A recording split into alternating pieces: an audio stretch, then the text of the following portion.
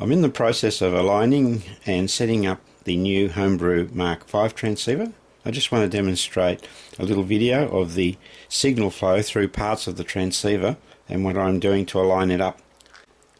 In this transceiver, the audio enters a microphone connector here, and it goes into a microphone amplifier which consists of a SSM2167 chip and also some oscillators. I have a two-tone oscillator there just for convenience, and it's handy for doing the tests during the alignment. The output of the microphone preamp feeds a balance modulator. This is the balance modulator, and there's an LM1496 in there, a little relay which switches it from sideband to AM, and that particular balance modulator is fed by a BFO which is just sitting alongside.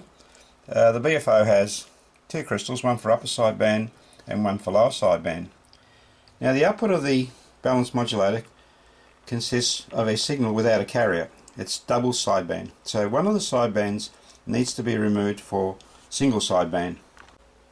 That removal occurs here in the crystal filters: a lower sideband, an upper sideband and an AM. This particular setup uses three filters. Some transceivers just have one filter, and the BFO is moved from one side of the passband to the other. In this particular design, the one BFO actually feeds both filters. So the output of the crystal filters now consists of a single sideband signal, depending on whether you've selected lower sideband or upper sideband. Now that signal is on 9 MHz in this design. That's not an amateur band, so we now need to get the signal to one of the amateur bands. This transceiver contains 3 amateur bands. These are 20 meters, and we have a band switch here, 3.6 megs, or 80 meter band, sorry. The 40 meter band. So each of these bands now has to be generated by using what's called the transmit band mixer. The output of the crystal filter, the 9 MHz single sideband signal, now has to be mixed with the VFO. And the VFO in this transceiver is an Arduino controlled PLL chip, which is actually inside this box here. And its output is buffered and feeds what we call the transmit band mixer. So you see, it's a couple of little connectors down there. Inside there's a SI5351 PLL chip, clock generator chip. So here we have the band mixer, which will have the signals from the VFO, a signal from the VFO, and a signal from the crystal filters. The crystal filter signal will be a sideband signal, and the VFO will be on the high side of the frequency that we want output from the mixer. For example, if we want to generate a signal on 20 meter band, 14 megs, the VFO has to be on 23 megs. We're going to use the difference. The mixer will produce both sum and difference, but in this case we want the difference. 23 megahertz minus 9 gives 14 megahertz, and it will also cause sideband inversion. So an upper sideband signal will come out as a lower sideband. The output of the mixer contains both sum and difference, so we have to get rid of the sum frequency. And to do that, we pass the band mixer through a series of tuned circuits. In this design, I'm going to reuse the receiver preamps. They contain triple tuned circuits, so they're a good candidate for removing the sum frequency, which is 9 megs plus 23. We really want 14 megs, and here we have a preamplifier which accepts 14 meg receive signals, so why not try to use that? And as you can see, we have 3 of them, 1 per band. It makes that a little bit easier to set all these up. You can then tailor the response of the tune circuits to suit the bandwidth and frequency, and also set the gains up so that you have an even output when you go to transmit the overall signal. The question is, how much signal can these preamplifiers take before we get distortion? Now, it's very important in a transmitter that your intermodulation distortion is possibly around 30 dB down. That is 1 1/1000th of the main audio components. If you don't get your intermod distortion down reasonably low, the signal will sound a little bit distorted. A clean signal requires low intermod. Now, as the signal from the microphone progresses through the various stages, you want to make sure that the intermod remains reasonably low. So these are designed for very low signal levels.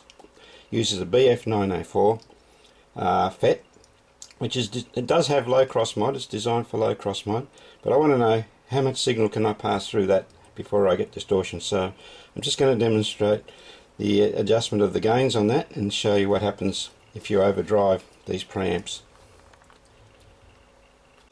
So here is the circuit of the preamps using the BF904. These preamps have AGC fed into them on receive, and I'm also feeding a signal in on transmit, which will set the gain of this FET. It comes through a series of trim pots. Each preamp has its own trim pot, so that I can set the gain of each of the three preamps to be equal coming out of there. So what I want to know is how much signal can I drive this preamp from the transmit band mixer before it causes problems. It's not a transmit FET, basically a receive FET. So let's have a look. Here are the three trim pots. They fed from the band voltages, the voltages that come out of the Arduino system to select the bands, 80, 40 and 20. Each of those signals will select a trim pot. There's a relay here so that the signal driving the preamp is only applied in the transmit position. So that relay will switch the output of the trim pots to the preamp only on transmit. On receive, of course, the preamp will receive an AGC signal from the receiver AGC.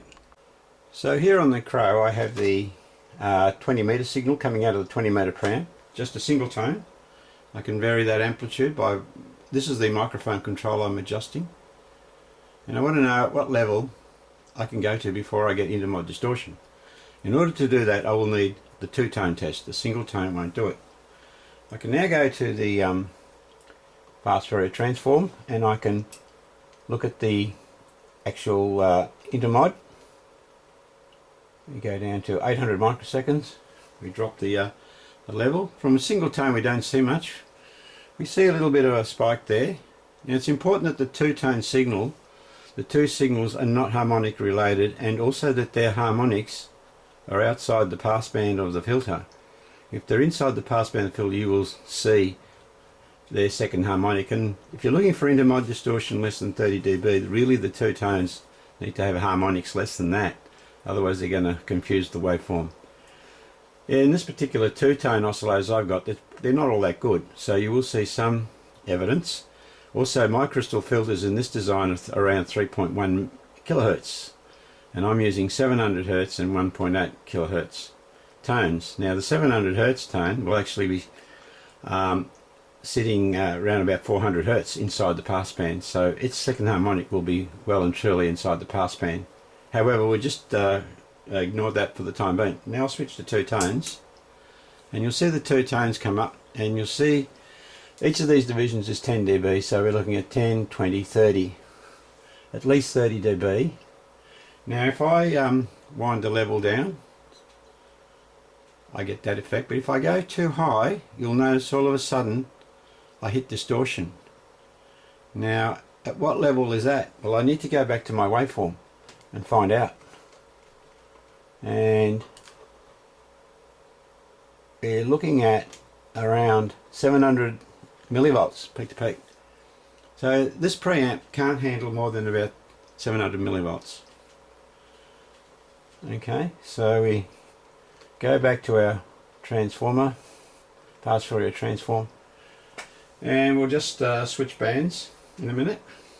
Now I've dropped the level to around 300 millivolts, and I'm just going to change bands with my band change switch and just have a look at the levels.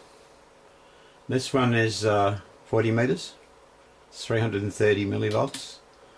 This one is 20 meters, 340, 330 to 340. It's a little bit of noise there, and we notice that the 80 meter one is too high. So if I go to the 80 meter trim pot, which you saw a moment ago, I can wind that down. I can wind it up or down. You'll see there's some distortion taking place already at 600 millivolts on the lower frequency.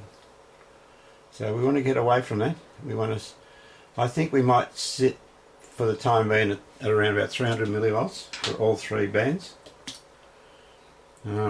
Later on I can trim that when it goes through the power amplifier stages, if there's a response change there. So we can drop the 40 meter one a little bit as we get the tool into the trim pot, and we can go down or we can go up. So it's quite handy having the received preamp as a transmit leveler. That is, get all the bands the same, so you don't have to keep tweaking the drive control as you change bands. And 20 meters, probably drop that down a little bit, and we'll go back and have a look at the intermod on those three bands and see if it's okay. There we go. So have a look at the intermod now. Well, on 20 meters it was a little bit high, so I have to drop the level to there. Okay, so that's the 20 meter band. That's the 80 meter band. It's a little bit high, so we need to come down to about there. And that's the 40 meter band, which is quite good. In fact, we could probably go up a little bit. However, we do want all the levels to be the same, so we picked the level that was good on 80 meters, which should be down here somewhere. It's 80 meters, so we'll just improve on that, and then we'll go and set them all up so that they give the same output. So in order to achieve a good figure on 80, we need to drop the level to the preamps to around 100 millivolts, not 300. 300 was a little bit too high, so that's what we've done. And that 100 millivolts now has to be processed. On this transceiver we have a preamp, another amplifier, which is an AD603, which I'm in the process of building. And we've also tried a buffer amplifier, a 2N5109, but the AD603 is now required in order to provide ALC to the transmitter. The AD603 I hadn't planned on, because I was hoping to use the preamps with the ALC on them as well as drive control, but I can't drive them too hard, so now I'm going to use an AD603 to drive the 10 watt stage. The 10 watt stage is down here. I'll just show you that. It's sitting down there. It's been tested and seems to work okay. It's just a RD16 FETs driven by an RD06, and over here we have the current 2N509 preamp just sitting there tucked in that corner. Okay, so that will come out and we'll use an AD603, which we're currently building, which is just sitting here on a circuit board ready to be assembled. So this is the AD603 amplifier, which we haven't finished yet. So that will replace the 2N5109 buffer, and this amplifier will have the drive control and ALC. The AD603 has around about 40 dB of gain adjustment, which is very handy, and it's quite a robust chip. Can handle more than the RF preamps we're trying to handle. So having determined that 100 millivolts is as high as the preamps can go, I've now set the gains of all three stages, all three bands at that level. So that's 40 meters, that's 20 meters, and that's 80 meter signals. So that's single tone coming out of the three preamps as I switch through them. So that 100 millivolts now has to be boosted up to drive the 10 watt stage through the AD603, which as I said can provide 40 dB gain. So that's a lot of gain. We don't actually need that much, but we do need the ability to vary the gain up and down with ALC and with a drive control. Here's a quick look at the waveforms going into these preamplifiers. and the waveform coming out, so we can have a look at the intermod distortion that's actually coming in and the intermod distortion that's actually coming out. Here are the waveforms. Here I'm driving 300 millivolts, and you can see the output of the preamps is quite distorted. I'm just the triggering here is not very good because it can't trigger when the waveform goes through zero. There's no signal to trigger on.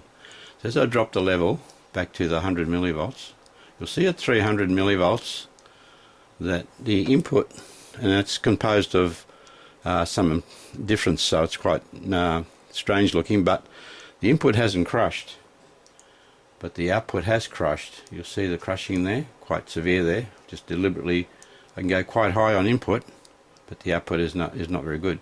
When I get down to 100 millivolts, you'll see it starts to improve.